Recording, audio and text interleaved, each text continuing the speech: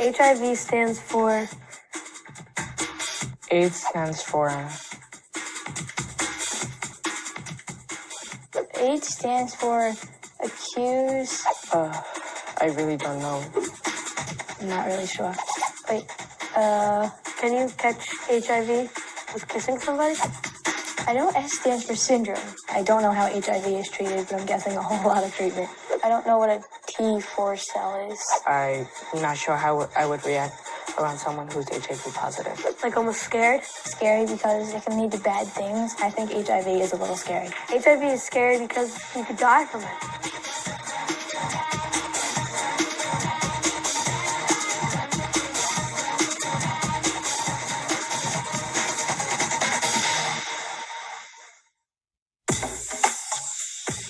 For a lot of people, when they hear the terms HIV or AIDS, their first reaction is to get scared. It's a pretty normal reaction. But with the right information, HIV and AIDS doesn't have to be frightening. What's up, y'all? It's your boy Bow Wow. And in this video, we're going to answer these questions and a lot more. We're also going to hear from some real people living with HIV and learn what it's like to have this disease. We'll also hear from real students like yourself and a doctor who's an HIV/AIDS educator. But first, some HIV basics. HIV stands for Human Immunodeficiency Virus. It's different than AIDS, which stands for Acquired Immune Deficiency Syndrome. HIV is the name of the virus that can lead to AIDS. You probably know that your body has many ways of defending itself from getting sick. One of the most important ones is the immune system. When germs enter the body, white blood cells search them out and begin to attack them. They do this by finding out exactly what kind of enemy they're dealing with. Messenger cells, called CD4 cells, communicate information about what kind of germ has invaded the body to other white blood cells, which produce specific antibodies to attack that germ.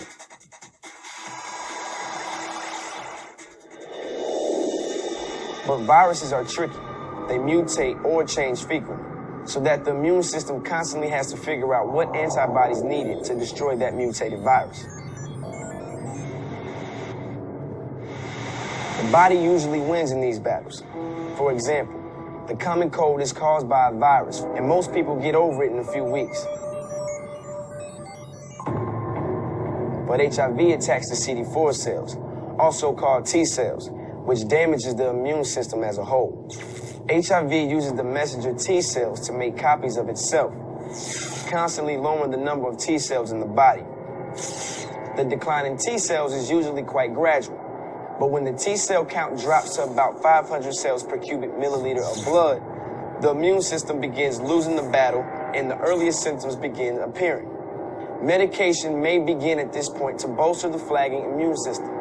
As that number drops to 200 or below, the body is increasingly vulnerable to opportunistic infections such as lymphoma and pneumonia. Opportunistic basically means that the disease takes advantage of the weaker immune system. When an infected person's T cell count drops to 200 and the person develops an opportunistic infection, he is said to have acquired immunodeficiency syndrome, or AIDS. Can anybody tell me what HIV means? HIV means human immune deficiency virus, and it affects your immune system. And do you know anything about the HIV virus and how it relates to AIDS and what AIDS means? I know that it can lead to AIDS, and I know that AIDS is fatal. Do you guys know if there are any specific group of people or sort of types of people that are more likely to be infected with HIV? I've always heard that homosexuals are more likely to get HIV, but I never knew if it was true or not. HIV does not discriminate. HIV does not pick who it's going to infect and who it's not going to infect. HIV can infect you, HIV can infect her, HIV can infect any one of us. It does not discriminate. So there is no type of person or specific type of people who are more likely to be infected. Everyone's at risk.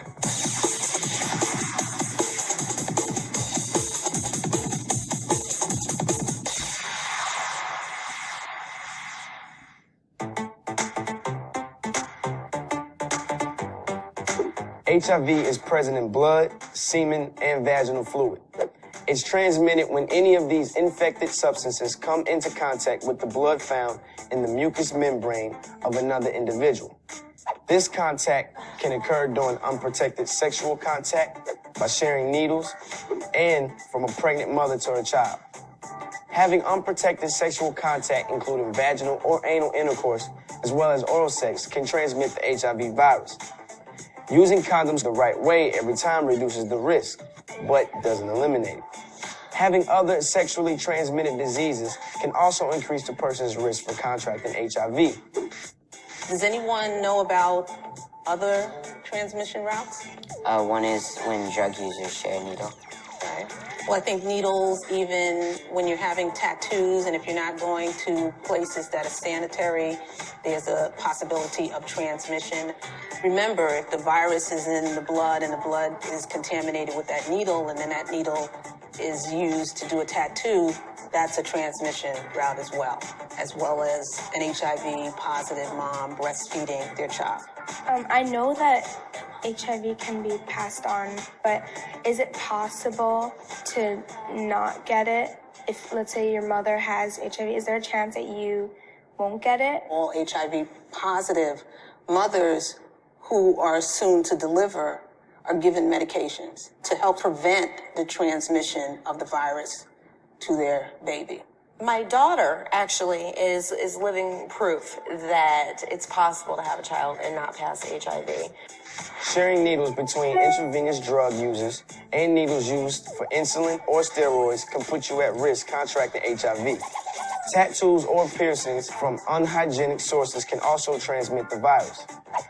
An HIV-positive mother may infect her baby while it's in her uterus or during birth, but precautions including medication can be taken that greatly reduce the child's risk. That's one reason why testing is so important for pregnant women. How did the two of you contract the disease?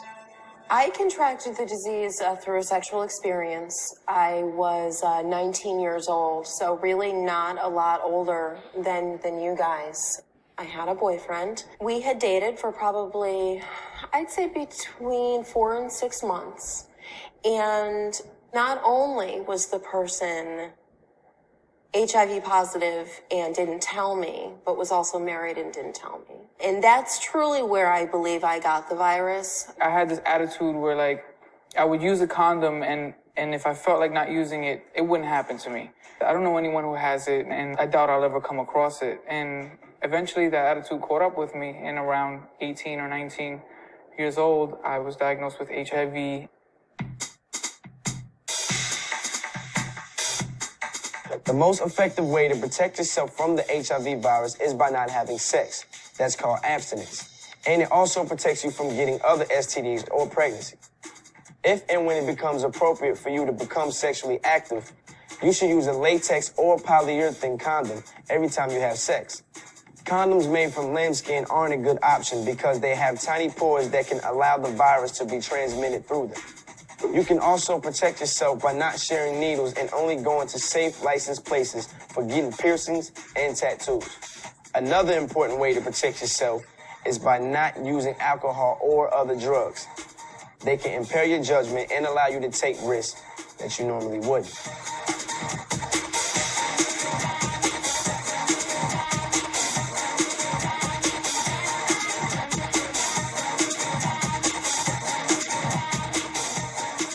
We've talked about how you can get HIV, but how can't you get HIV? Do any of you have any ideas?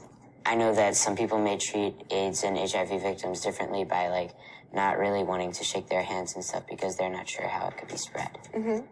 And it is very clear that it can't be spread by a handshake because it's not an exchange of bodily fluids. Right. Any other ideas? You can't spread it with water, like breathing on the other person.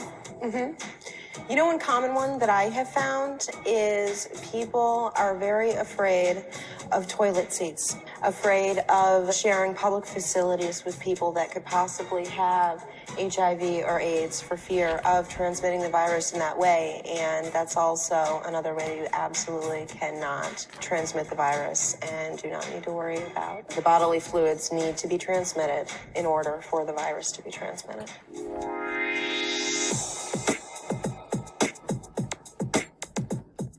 HIV is treated with something called a cocktail. The cocktail is actually several different drugs that slow down the virus's progression. Some drugs disrupt HIV as it copies itself, and others block it from infecting new CD4 cells. These drugs in combination greatly improve an HIV-positive person's health and lower the amount of HIV in the blood. Because of recent advances in drug therapy, fewer drugs are now needed to be taken less frequently. It's important to remember that these drugs don't work for everyone, and while they slow the HIV virus, they don't prevent it from eventually turning into AIDS. I have a question. When you have HIV, do you feel anything different from when before you were diagnosed? The biggest things that I felt have been side effects from medication. Medicines have been mostly hard on me. They constantly make me nauseous and just like I said, really tired and run down. It's a constant emotional reminder of what you live with and what you're dealing with. And it doesn't allow you to go through a whole day without that thought being in your brain. Emotionally, I think it's probably harder than anything. It's really difficult, to deal with, to constantly have to take medicines and not to be able to miss a dose without consequences.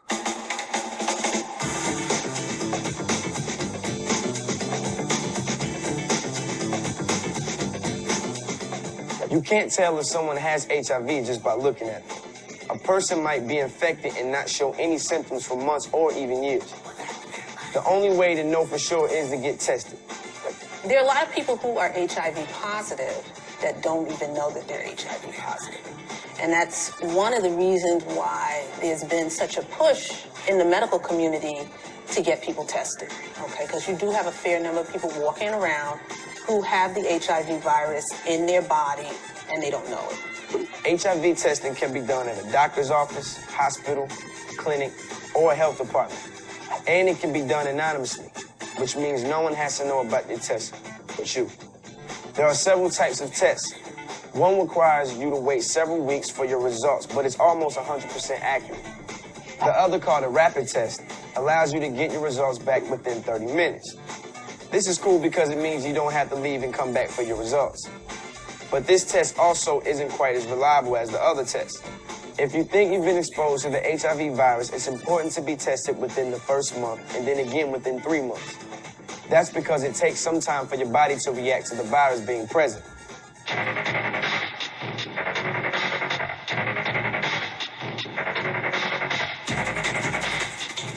So does anybody know how you should act towards an HIV positive person? You should basically just treat anyone who's HIV positive, or you should just treat them like there's nothing wrong with them because they are just regular people. Just because they have this disease doesn't make them weird, or you shouldn't be afraid of them. Exactly. You shouldn't treat anyone who's HIV positive any different than you would treat any of your friends or any of your family members. We're normal people, you can't get it from talking with us. There's no reason to act different with us. But I think that's one of the biggest fears of people that have HIV is being ostracized by their families and their communities and the people that are around them. Because a lot of people are misinformed and a lot of people don't believe that you should be treated exactly the way that a quote normal person should be treated.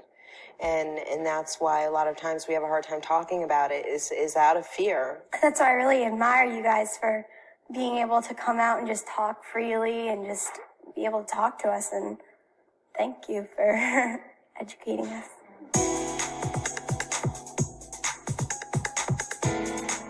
When I said earlier that HIV is preventable, I meant it. That prevention begins with making smart, healthy choices. Remember, you're in charge of your body. It's up to you to keep it healthy and safe.